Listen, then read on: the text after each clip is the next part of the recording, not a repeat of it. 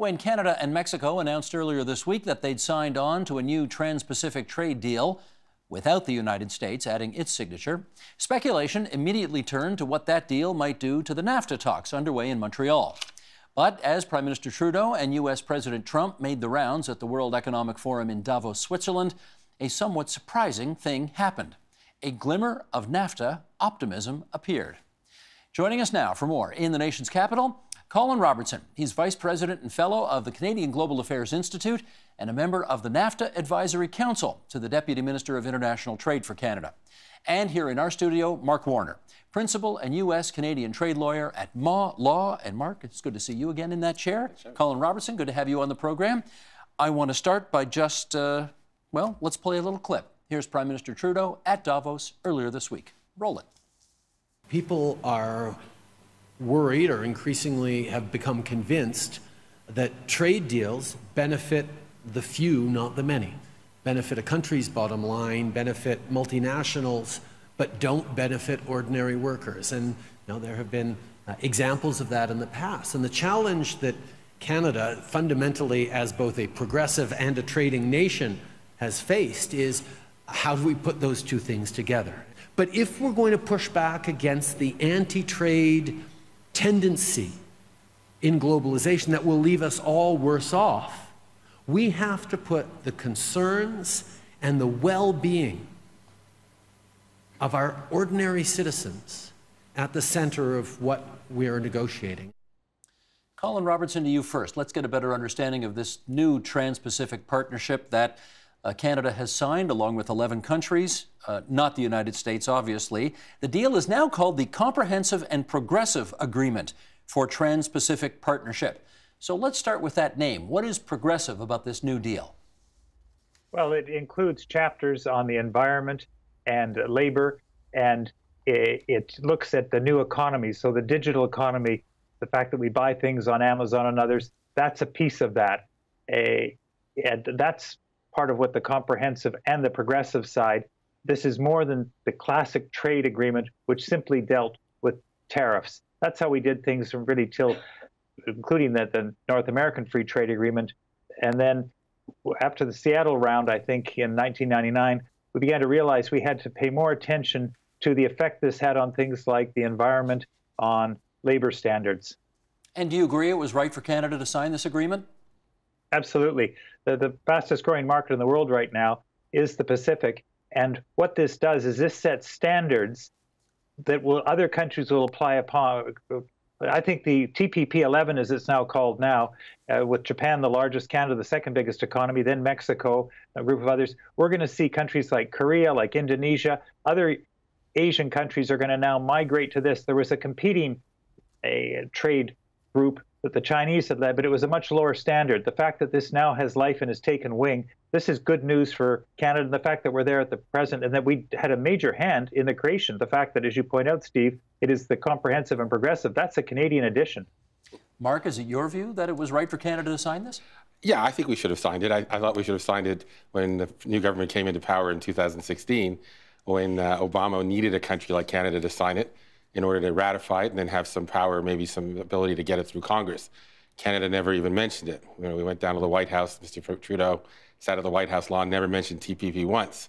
Didn't mention TPP at all ever when Obama made his famous visits here. Well, he had some concerns about it. He did. Including a few months ago when there was an option of signing it, and Prime Minister Trudeau at that point said, I'm not going to sign this because it's not good enough. Sure. So we waited, and in the end of the day, what we have done is we've succeeded in suspending a few of the chapters, the intellectual property provisions. Australia and Japan fought that because, frankly, their major objective is to have the United States in that agreement. So they said, we'll humor you, Canada, and maybe New Zealand. We'll suspend it, but if ever the United States wants back in on those terms, they're going right back in. Just explain the implications of that. The implications of that are the Canadian government get to say at home that they got rid of certain intellectual property provisions that are controversial in some circles. I disagree with those, but there's some smart people who have different views. But the U.S., part of the major trading agenda is set forth in what's called the Trade Promotion Authority of the President that was given to President Obama, and it applies to Trump in the negotiation of the TPP and also in the North American Free Trade Agreement. And a major chunk of that has to do with intellectual property provisions, many of which have been suspended. That means they will not come into force when TPP comes into force. But if such time the United States wants back in, Japan and Australia have sort of signaled to put a flag down that we will put those back in. Gotcha. You two may be on side for this thing, but that doesn't mean there is unanimity across the country on this. Colin Robertson's smiling already. Maybe he's anticipating where I'm going next here. I do want to read this from the Canadian press as they report the position of, let's bring it up, Sheldon, Flavio Volpe of the Auto Parts Manufacturers Association, who said this agreement moves Canada in the exact opposite direction of where its most important customer and powerful next-door neighbor is headed, right in the midst of sensitive negotiations.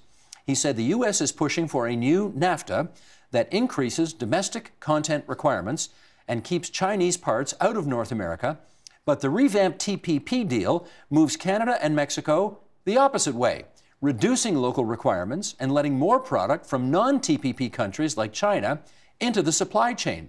This could not be a dumber move at a more important time, Volpe said in an interview. Okay, Colin Robertson, your view on that? Well, I think that there are certain segments of, particularly of labor, that have never liked trade agreements. If you go back to the 1965 Auto Pact between Canada and the United States, there was opposition then, and yet there is much more employment, including members of the labor unions, in the auto industry. That it has been a net win for Canada, these trade agreements. And I think opening up to Asia, remember, there's trade-offs on all sides.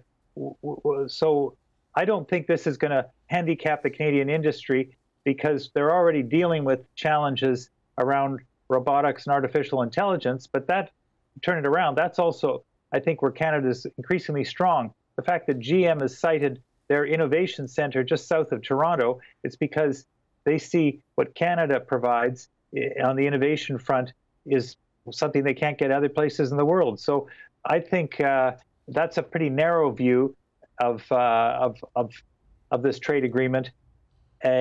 There are trade-offs. If the government, as we've done before, government will often look to provide adjustment if there happens to be. But I think that all in all, this is a good deal, and I think that Mr. Flavio overstates the challenge. I am convinced that our auto industry and the workers in it will continue to survive. They had one of the head of the parts industry, Linamar, for example, Linda Hesenfratz, has said, no, I'm convinced that Canada will do well, and she is continuing to make big investments in her company, for example, and these imply workers of the kind that I think Mr. Flavio is talking about, and Mr. Volpe. Okay, Mark, this is not an ambiguous quote. This could not be a dumber move at a more important time, says Flavio Volpe. Well, look, it's a technical problem, because what happened under the Obama administration, the big ask for Japan on rules of origin, which is the amount of North American content there is in a product or a part that's included in a car. In NAFTA, essentially, it's 62.5%. In the TPP, the original TPP, before we dropped a couple provisions and called it comprehensive, but leave that aside, the original TPP dropped that to about 45%. One of the big asks for Donald Trump in the context of the NAFTA renegotiation is to raise it to 85% and then have a secondary test. 85% American? 85% North American. North American. With a secondary test that they proposed to have 50% U.S. Now, I personally think that's just a negotiating ploy, but a lot of people are taking that very seriously. So what you have is a situation where we're negotiating with the Americans who want to raise it to 85% in the context of NAFTA, and we're signing on to an agreement where we've lowered it to 45% in the context of the TPP. And it's so do we look like we're sucking and blowing at the same time? We do, but here's the reality of it. We're a country of 36 million. And putting all of our national pride aside, companies from Japan and Korea are not investing in Canada to produce cars to sell to 36 million Canadians. They're producing cars to sell into 360 million American market. And so essentially, if those companies want to do that, they're going to have to decide whether they're going to comply with the NAFTA rules if they're raised. So as a commercial matter, it's perhaps not as important as Flavio, who I know very well, used to work with when I was in the Ontario government. And also as a commercial matter, tariffs aren't, we tend to make a lot of rules of origin, almost like a religion. But they're not as significant today, Steve, as they were when we negotiated the original Canada-U.S. Free Trade Agreement in 1988. Why not? Because tariffs have come down significantly. Yeah. And because of that, many companies now basically choose not to even bother filling out the paperwork and the forms to show that they're complying with the rules as they are. Okay, but Colin Robertson, having said that, you know, if we're prepared to put a smaller number as relates to North American content in our deal with these countries we've just signed on with, the 11, and yet somehow we have a different number as it relates to Canada, United States, Mexico for a renewed NAFTA, is that going to cause problems for our NAFTA negotiations? I don't think so. As Mark said, and as Krista Freeland has said, 40% of the trade between Canada and the United States doesn't go with Nafta. The challenge there is the paperwork at the border. And as Mark said, companies just say, it's just easier for us to pay the very small duty, the 2.5%. So I don't think that's an issue. What is important on the Canada-U.S. front is that beneath the NAFTA negotiations, there's a tremendous amount going on to try and make that access across the border easier, to have like a single portal so that the same information that the U.S. wants, Canada wants, and then we share the information. That's how we'll solve issues like this. And as for the intellectual property, one of the things we're also looking at now, and this is part of what we're doing at the NAFTA tables, is saying, well, look, maybe we can have a higher threshold, because what we're doing now is we're simply looking at the where is the piece manufactured. So if it comes out of China, that's where it counts. But what about the intellectual property goes into this? And this goes back to, I think, Mark's original observation, is that the intellectual property for so much of stuff, whether we're talking Barbie dolls or auto parts, is here in North America. The iPhone or the whatever portable use, the intellectual property for that the creativity, that the parts in it may cost $30, but the thing itself costs $300 because of the intellectual property, and that's North American made. So can I just, the only thing I would add to that is that I think that's largely true. Now, what I think is going to happen, the way I think it's going to play out at the negotiating table is Canada will try to use it to its advantage. We'll say something like, oh, we can't give you the 85% you're asking for because we just agreed over here to the 45, which will annoy the Americans to some extent. And I don't think they'll be moved by it, but I think it's a rhetorical quiver that we'll sort of keep in our, whatever it is, arrow we'll keep in our quiver, whatever. Yes, that's it. So I think we'll keep that for our side. So that's one thing. On the other hand, I think that the Americans, Mr. Trump, my guess is pretty serious about raising that number beyond 62.5%. So while I think including new rules, what we call tracing, that'll include intellectual property and all of that, we're not going to get out of this with a sort of mathematical, arithmetic kind of quick fix and sleight of hand. They will want to see in a meaningful way that number go from 62.5 to 85, regardless of how you calculate it. The significance of that is for the first time in Montreal, Canada is engaging on the point. Up until now, we simply said red lines, red lines, red lines, poison pill, and refused to negotiate. We're now negotiating, and I think that's a good thing. Well, as long as you've got us in Montreal now, let's continue to discuss what's happening. Meanwhile, in Montreal, the Foreign Affairs Minister, Chrystia Freeland, has said she is bringing some quote-unquote creative new proposals to the table in hopes of breaking the logjam. Any idea what she's got up her sleeve that you can tell us about?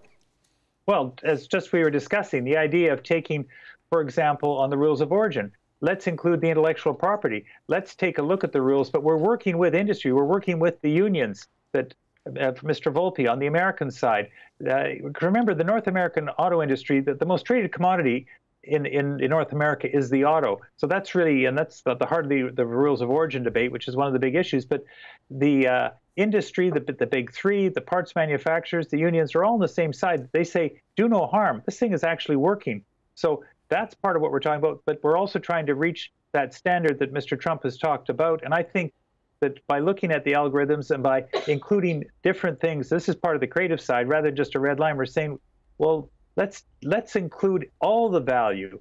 Again, that intellectual property piece. The Mexicans have come up on another issue on the sunset clause after 5 years reviewing it. Initially, we said, that's as David McNaughton said, look, if a marriage was only going to last 5 years, there'd be a lot more divorces, because people after 5 years might have second thoughts. Well, we're saying, look, after 5 years, we'll do a review. That's not a bad thing, because one of the biggest innovations in this and in the TPP is the digital economy, which now takes up, 30–40% and growing. So we're taking into account the fact that human beings, that we are highly innovative, and that's actually a good thing. That's what trade agreements should be about. The dispute settlement side, we're looking at, okay, maybe we can manage it differently. We'll come up with a different approach to it. So I think we've come to the table in Montreal with creative ideas on the big three issues. Government procurement. On this one, I would turn it back to the provinces and states. We had a problem like this in 2009 when President Obama came in and wanted to spend a lot of money on infrastructure, half a $1 trillion. Mr. Trump wants to spend $1 trillion. That'd be great. We couldn't work it out at the federal level, but then Premier Wall came down. The provinces met with the governors, all of who wanted to make their budgets go as far, because it's the provinces and states that actually do the innovation and the construction, and they figured out a deal of a reciprocity deal that lasted five years. the premiers of Ontario and Quebec today are talking with the governors in Wisconsin, New York, Illinois, and others saying, can we work this out? I think that's how we'll deal with it. That we'll look at things a little differently, but I do believe all of this stuff is solvable. Mark, what other components of the NAFTA deal are under negotiation in Montreal? I think those are the three major ones, Steve. I think that on the dispute settlement, again, I think it's good that we're engaging. It's in my judgment, the very first time that we've come to the table with a serious attitude of negotiation. But on the dispute settlement, it is what we proposed is a bit cute, and it won't be lost to the Americans. There are three different dispute settlement mechanisms in the NAFTA. One of them has to do with investor-state disputes. And what Canada has essentially said is, okay, you Americans want an opt-in. If an investor wants to sue the United States government or a state, you can either opt in. The government has a chance of opting in and accepting that dispute under the arbitration procedures or not. And Canada has said, you know what, Mexico and us, we're just going to negotiate our own investor-state dispute settlement system, and we won't bother having one with you. And that's an attempt to play on some of the divisions within the United States about the business community that really likes investor state and the United States Trade Representative, Mr. Lighthizer, Robert Lighthizer, who absolutely hates it. Yeah. So that's kind of like putting the cat among the pigeons there. The real feature is really Chapter 19. That's the one where the trade representative Lighthizer really wants to see it gone. That's the American ask, and we're not really engaging on that point today. Which I'm not saying we should, although I do think we ought to have a more informed discussion of Canada whether Chapter 19 has given us everything we think it has. But those are really the three elements. I think Colin laid them out that I think are going to be brought up. And the important part is it shows movement and engagement. My guess is if the United States can see some engagement on the part of Mexico and Canada, then that's going to lower the volume and the inclination to pull the trigger. Well, let me put another piece of the puzzle here on the table. This is Barry McKenna writing in the Globe and Mail, who had this to say just a few days ago. Canada is already laying the groundwork for life without NAFTA, should it come to that.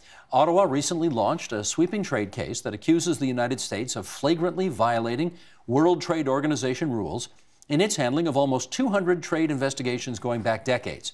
Among other things, Ottawa argues that the United States is breaking WTO rules in the way it handles anti-dumping and subsidy cases, including continuing disputes involving Canadian lumber, newsprint, and Bombardier jets.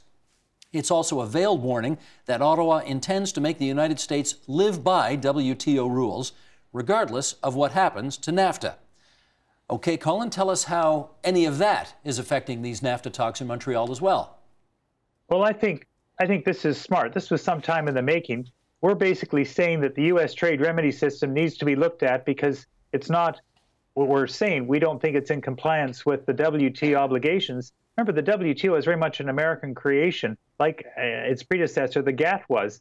And so we've sort of served a volley, and we're hoping other countries, other like-minded, will come along and say, yeah, we did this. Now, is this, it's what will happen as a result? We'll wait and see. But I think it's good that Canada and other countries are saying, the United States, you've got to live up to your obligations as well. I just want to go back to one thing that Mark said about investor state. Look, we included that in the NAFTA. It's the first time it's done at the American behest. It was Americans' enterprise that was concerned about nationalization of Mexico.